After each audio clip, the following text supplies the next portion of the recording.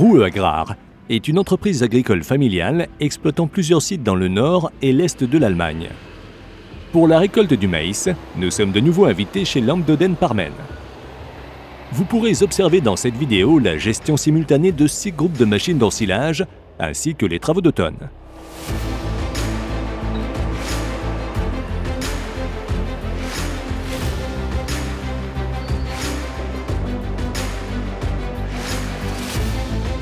Nous commençons notre tournage à la limite ouest du village de Wegun. Les équipes de récolte commencent le travail dès 7 h du matin. C'est également le cas pour les 2 équipes de l'entreprise agricole Borgelt. Les 2 Big X Krone vont passer la majeure partie de la journée sur cette parcelle de 64 hectares. Pour la deuxième partie de notre vidéo sur Ruhe Agrar, nous avions déjà filmé ce même champ lors du semis de maïs au printemps.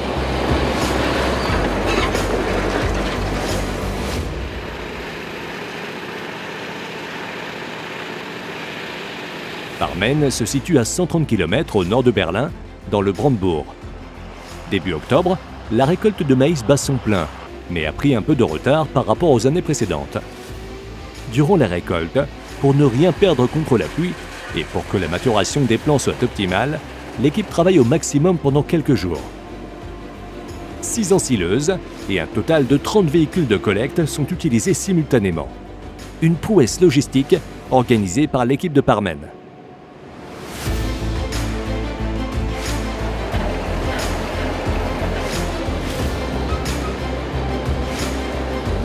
Sur ce site, Ruhe Agrar s'est spécialisé dans la production d'énergie à partir de matières premières renouvelables.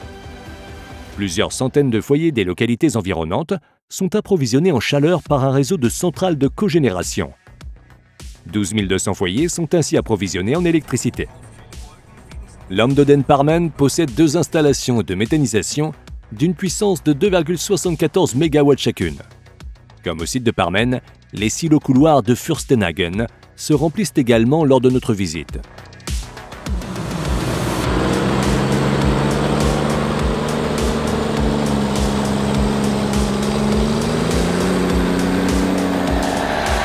Trois des groupes d'ensilage livrent leur chargement à Fürstenhagen.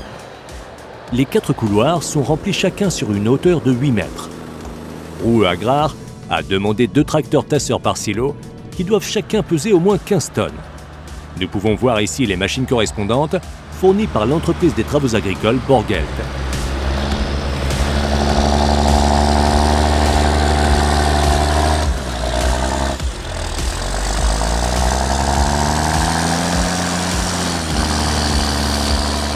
Le tracteur articulé John Deere est sur place toute l'année, tout comme l'une des 2 ensileuses Krone.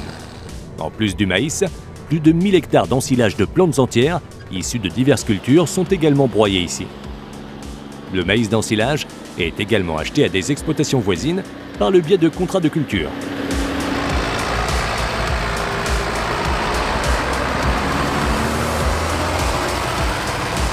Parmi les véhicules de collecte de l'entreprise de travaux agricoles Borgelt, on remarque bien sûr les John Deere 7810. Les 6 cylindres de 175 chevaux des années 90, avec leur son caractéristique et puissant, sont devenus cultes pour les amateurs de machines agricoles.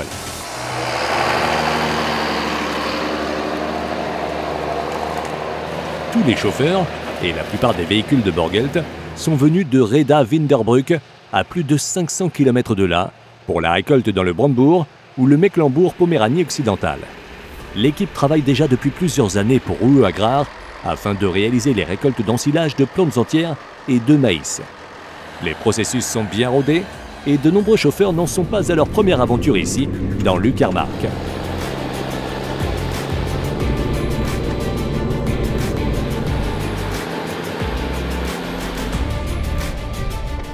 L'équipe d'Oster-Sevos est également à la récolte depuis 7 ans.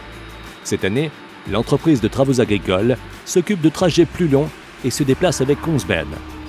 La récolte du maïs représente le pic de travail le plus important pour Oster-Sevos. C'est pourquoi l'entreprise a également recours au service de sous-traitants.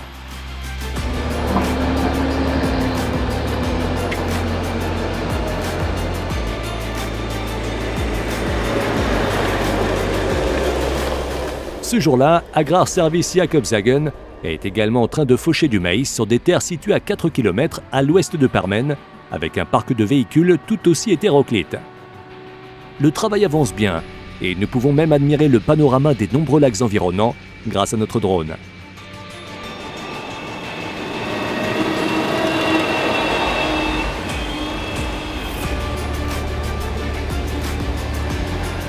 Au total, la récolte de maïs 2020 pour les installations de méthanisation de Parmen et Fürstenhagen couvre 2060 hectares, répartis sur une cinquantaine de champs.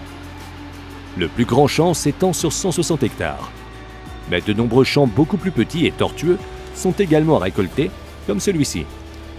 La fauche se fait de 7 h du matin à 19 h le soir, 6 jours par semaine, tant que les conditions météorologiques le permettent.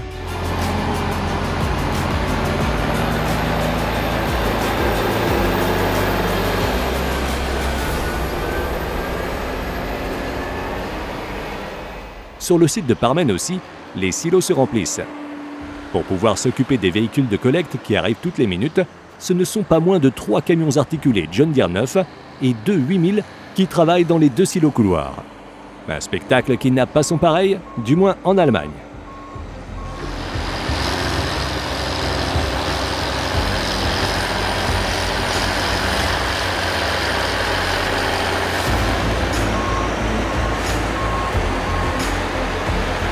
Avec 36 tonnes par hectare, le rendement moyen du maïs 2020 était légèrement inférieur à la moyenne sur 5 ans. Le résultat a toutefois été définitivement amélioré par les plus de 300 hectares de maïs qui se trouvaient cette année sous les gigantesques rampes d'irrigation pivotantes. Avec des rendements records, du moins pour l'Uckermark, allant jusqu'à 59 tonnes à l'hectare, le résultat sur les surfaces irriguées a été en partie 2 fois plus élevé que sur les champs non irrigués.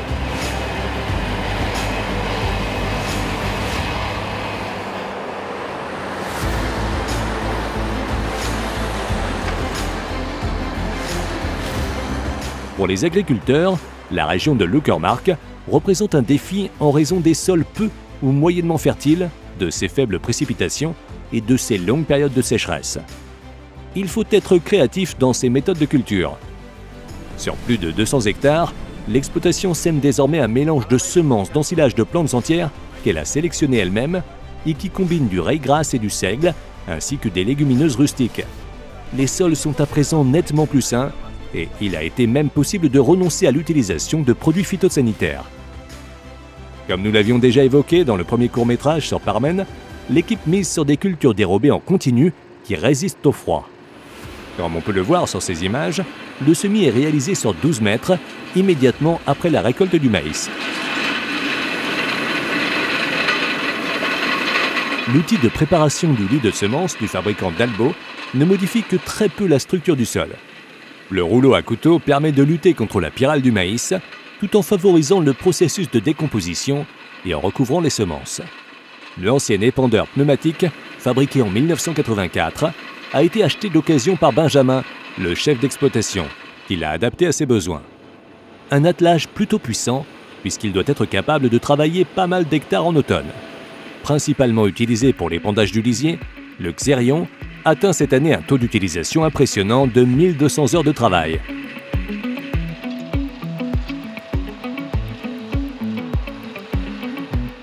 Les semis d'automne ont également déjà débuté.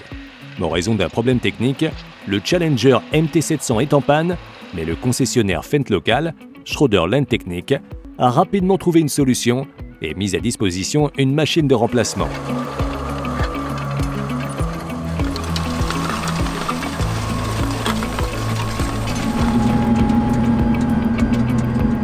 André travaille depuis peu chez Lenboden Parmen. Réaliser un semis avec une chenille aussi moderne est bien sûr plutôt spécial. Depuis quelques heures, il travaille avec Enrico et son MT875E de 646 chevaux sur cette parcelle de 42 hectares près du village de Bergholz. Avant de semer le seigle, Enrico a meublé le sol jusqu'à 25 cm de profondeur pour une deuxième préparation.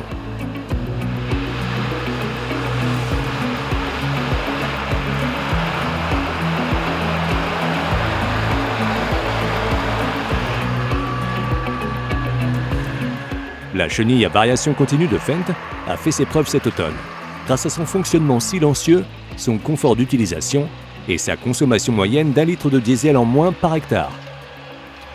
La chenille de 431 chevaux remplacera la MT700 en 2021.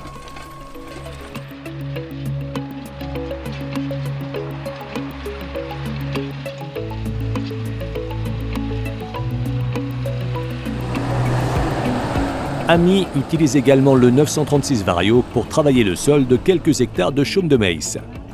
Elle a grandi sur l'exploitation laitière de ses parents et suit actuellement une formation agricole chez Len Boden-Parmen. D'ailleurs, Parmen et les autres sites agricoles de Ruo Agrar recherchent chaque année de nouveaux candidats.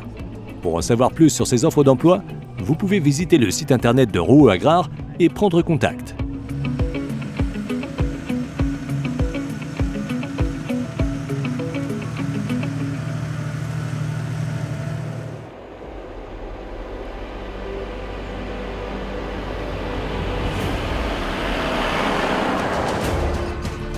Benjamin est responsable de l'organisation des travaux des champs autour des 2 installations de méthanisation.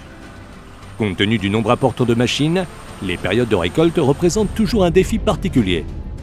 Il a réparti les équipes de récolte du maïs afin que 5 ensileuses et leurs véhicules de collecte soient affectés chacun à une seule des 2 installations de méthanisation. Les installations se partagent également une ensileuse supplémentaire. Chaque équipe travaille également une sélection de champs avec des sols plus ou moins légers ou lourds. Les périodes de mauvais temps peuvent ainsi être gérées plus facilement.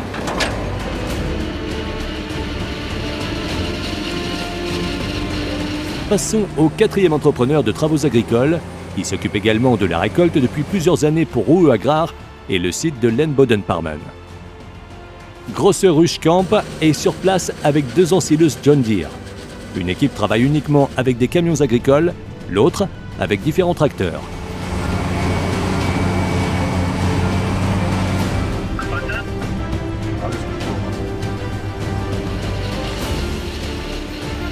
Ces camions MAN du site de Parmen vous seront familiers puisqu'ils étaient déjà utilisés au printemps comme réservoir d'alimentation pour du lisier. À présent, ils sont maintenant attelés à d'imposantes semi-remorques Schmitz.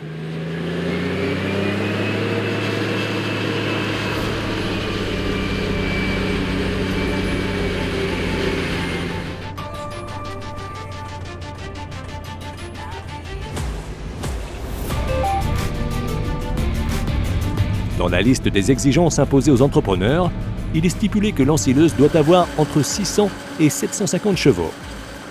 Cela permet non seulement à l'équipe de récolte de travailler efficacement, mais également d'assurer un bon compactage sur le silo. Il faut également s'organiser pour faire le plein de toutes les machines, car l'exploitation agricole fournit le carburant. Les tracteurs ne doivent passer à la pompe qu'1 jour sur 2, ce qui leur permet d'être un peu plus flexibles. Les conducteurs des ensileuses doivent toutefois se concerter, car les machines de récolte ont besoin de faire le plein de diesel tous les jours à la station de l'exploitation.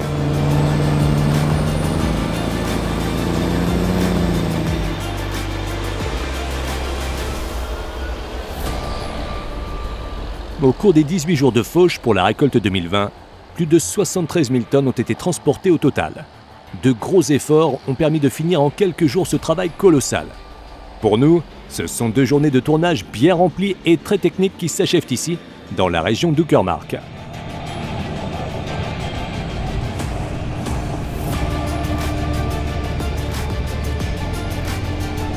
Avec cette 6e partie, nous terminons la campagne agricole 2020 de Ruo Agrar. Du printemps jusqu'à l'automne, nous avons présenté l'exploitation et tous les sites dont elle s'occupe. Nous souhaitons d'autres belles réussites à la famille Ruo et à tous ses collaborateurs. Vous trouverez des films passionnants sur les machines agricoles de tous les pays du monde sur www.farmworld.tv.